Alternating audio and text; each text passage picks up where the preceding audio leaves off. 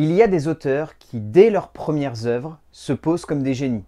comme des révolutionnaires, des créateurs complètement inventifs qui font de l'image cinématographique une expression libre et complètement folle de tout ce qu'ils ont au sein de leur imaginaire. C'est comme cela. Parfois, un auteur est un génie, que l'on choisit de le comprendre ou non, mais en tout cas, parfois, il cherche à composer un univers, une manière de regarder le monde et de le créer, qui donne lieu à des moments de cinéma hors normes et assez fous dans leur genre, parvenant ainsi à construire des objets sortant clairement de l'ordinaire. Ces auteurs sont créatifs, inventifs, intemporels, même parfois dans leur manière de faire, mais surtout cherchent finalement une seule chose au cœur de leur élan créatif et cinématographique, mettre en forme un regard atypique sur le monde, qui leur permettent non seulement de donner lieu à des œuvres qui leur ressemblent, mais aussi à des œuvres qui ressemblent au monde tel qu'ils le conçoivent. C'est cela, je pense, qui fait la marque de fabrique des cinéastes novateurs, créateurs et géniaux de notre temps, et qui créent ce que l'on peut clairement appeler des chefs-d'œuvre intemporels. Et sans le moindre doute, un nom qui résonne avec cela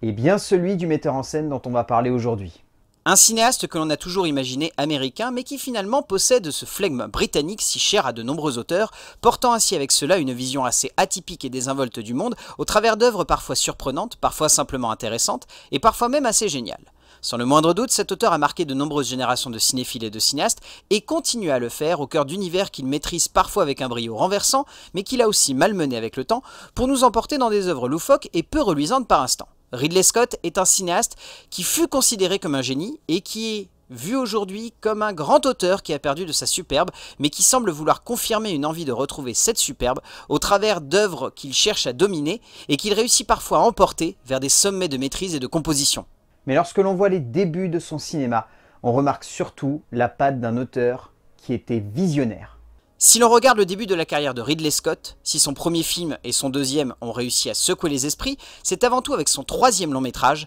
qu'il a su dominer et exploiter à la perfection un cinéma qu'il voulait novateur, créatif, révolutionnaire même par de nombreux aspects, mais simplement renversant dans son envie de plonger le spectateur au cœur d'un futur hors norme et renversant. Par la quête de son détective et de son aventure au cœur d'un univers technologique, Blade Runner est un chef-d'œuvre de maîtrise, de composition, d'immersion et de sensation, donnant non seulement lieu à un moment de cinéma exploitant à la perfection l'univers de Philip K. Dick, mais apportant surtout à la science-fiction des lettres de noblesse plus poétiques, plus douces, plus intenses même par de nombreux aspects, mais surtout des lettres cherchant à exploiter avec un certain panache l'idée de faire rentrer le spectateur à fond au cœur d'une imagerie avant-gardiste. C'est cela qui fait la forme et la force des débuts plus que prometteurs du jeune metteur en scène britannique. Ridley Scott a toujours été un obsédé de la démesure, que ce soit simplement dans le choix de ses sujets, dans ses envies cinématographiques et dramatiques, dans le panache avec lequel il a été capable de développer et de construire des œuvres sortant clairement de l'ordinaire. C'est tout simplement un auteur qui voulait faire du cinéma comme bon lui semblait, et donc forcément, ses films transpirent cela.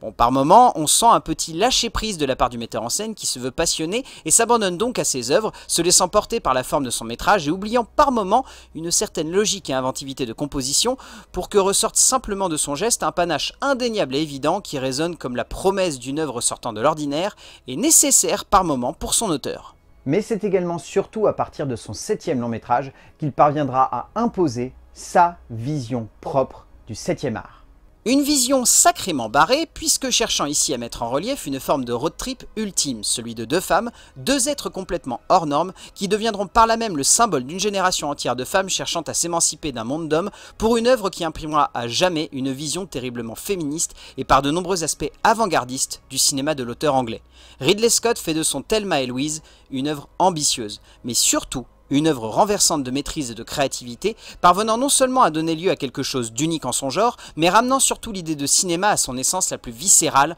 en exploitant avant tout l'émotion du spectateur pour ne pas simplement l'immerger au cœur de cette voiture, mais lui faire ressentir le point de vue de ces deux femmes sur le monde, pour ne pas simplement donner une vision d'une aventure à analyser à ce même spectateur, mais plus radicalement, le plonger au cœur d'une vision de société par un œil unique et renversant. C'est un regard symbolique, poignant, mais surtout sincère que nous offre ici le cinéaste britannique au travers d'une œuvre qui est devenue légendaire. La symbolique, la puissance de ces héros, leur impact dans le temps, que ce soit celui de l'œuvre, que ce soit celui de l'époque où le film sort, que ce soit le temps à venir ou le temps passé, il est évident que c'est une question forte qui a toujours habité le cinéma de Ridley Scott et qu'il habite encore et toujours aujourd'hui, au cœur de métrages plus ou moins subtils, mais où il est sûr que son style est toujours là, présent et habité. Ce n'est pas pour autant que l'on doit oublier les nombreuses maladresses du cinéaste anglais, toujours à vouloir tellement devenir le maître de ses sujets, au point d'oublier qu'il n'est pas le créateur de ceux-ci, mais avant tout le concepteur à la base de la forme qu'ils vont avoir à l'écran, donnant ainsi lieu à des moments où le cinéaste oublie sa place et se laisse porter par une vision un peu étrange du cinéma,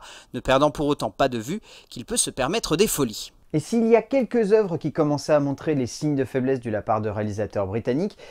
il y en a certains qui arrivaient tout de même à imposer une certaine forme de surprise. Et dans le genre, un de ses premiers films au cœur des années 2000 est longtemps resté, et reste encore aujourd'hui d'ailleurs à mes yeux, comme l'une de ses plus intimes et pour autant jolies réussites en abordant le genre de la comédie et du film d'arnaque avec une certaine passion et une logique indéniable pour une œuvre racontant avec un certain panache l'aventure de trois arnaqueurs liés par une passion commune et des liens de sang aussi. Les Associés n'est clairement pas le film le plus brillant de la part du cinéaste anglais, mais il possède quelque chose d'intense, quelque chose de surprenant, d'assez délicieux même par de nombreux aspects, comme si le long métrage, bien au-delà de simplement sonner comme une œuvre entraînante, possédant aussi un véritable charme, dans sa construction, dans son personnage, dans son développement, bref, à mes yeux, il s'agit d'un des petits coups de génie assez sympathiques et géniaux dont Ridley Scott seul semblait connaître le secret de création. C'est une perle au sein de sa filmographie qui, encore aujourd'hui à mes yeux, est un petit peu trop méconnue à mon goût. Avec le temps, évidemment, Ridley Scott a commencé à montrer une certaine faiblesse dans ses choix de mise en scène et de production, que ce soit des choix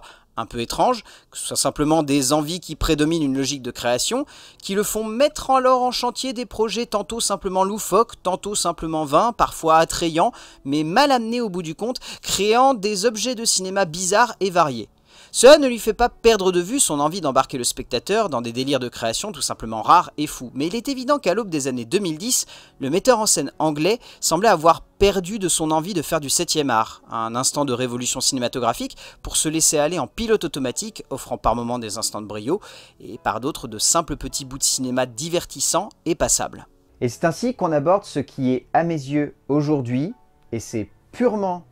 personnel, son dernier grand film.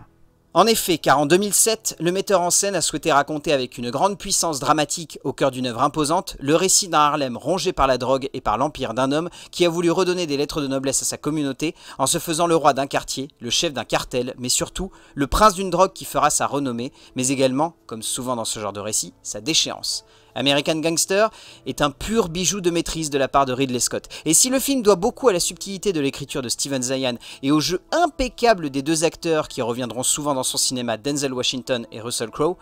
le cinéaste porte tout de même avec un réel panache et une énergie folle, un moment de cinéma étonnant et subjugant de maîtrise qui fascine par son ingéniosité et sa créativité et qui confirmait simplement et radicalement que Ridley Scott n'avait pas perdu la main. Mais malheureusement, le temps a fait son œuvre. Et le cinéaste britannique, aussi brillant soit-il, a tout de même bien perdu de sa lueur et de son panache, ce qui nous amène aujourd'hui à voir son cinéma d'un œil très différent.